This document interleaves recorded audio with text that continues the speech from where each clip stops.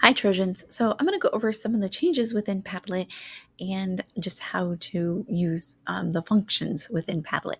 Now, don't freak out. It is only a cosmetic change when you first create a new Padlet, but everything is the same, and there's not much that changed besides how it looks like initially. First, make sure that you are in the Salinas Union High School District backpack is what they call it, and so with that, you are signed in with the suhst.padlet.org and use your school email to get there. Now, for whatever reason you're not seeing this, make sure you contact me and I can try to see how we can get you added in. So with that, and with that premium or being in the backpack, you'll have the premium purchase. So that means you can create unlimited Padlets. And if you're somebody like me who creates a lot of Padlets, it's definitely needed. So with that, first let's go ahead and make a Padlet and we'll go over some of those changes.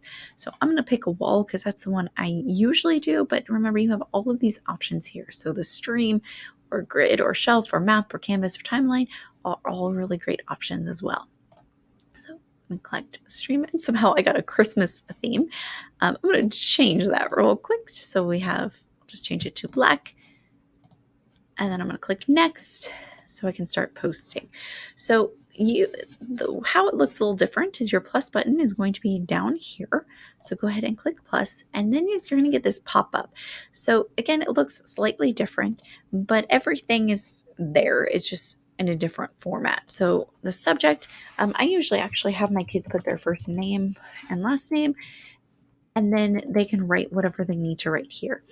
What's really emphasized in this new version is that you can add in a bunch of stuff. You always had these options, but they weren't as prominent before. So you can upload files or take a picture or attach links or do an image search. So students can, if you're like, oh, find an image that represents this word, they can do it directly in Padlet too. So they don't need to go to Google to do it and then copy and paste it in. They can just do it directly onto Padlet.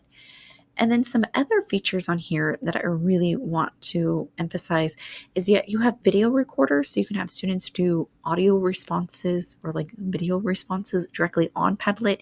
You can have them do screen recording, so explain your notes, or audio recording. They can directly do this within Padlet. And then also drawing, so draw how you're feeling today, or do your best drawing of this vocab word. All of that you can do directly into Padlet. So this is really great of where they don't need to go anywhere else to do a bunch of really cool things, that this is all featured within Padlet. So then I can write something beautiful here and publish it, and then my response shows up here. So that's kind of the main features of Padlet. One thing before I leave, though, is that you want to make sure that you share this with students correctly. So I'm going to go to share, and the default is going to be that this is private. So if you try to give this link out right away, it's going, students won't be able to see it. So you want to make sure that you change privacy. And the temptation is to do organization-wide, but however, technically teachers or staff and students are in two different organizations. And so if you do organization-wide, only staff will be able to see it and access it, but students won't. So instead, you need to have it secret and then change it to can write, so that students can write directly onto the Padlet and make responses, and then click save. Once I click back, then I can copy the link to the clipboard, and I usually post this on Google Classroom or whatever assignment I'm having them do it with. So, and then you can directly share on Google Classroom now too. So you can just share it directly to Google Classroom this way. So just some couple tips there. If you have any questions, please let me know.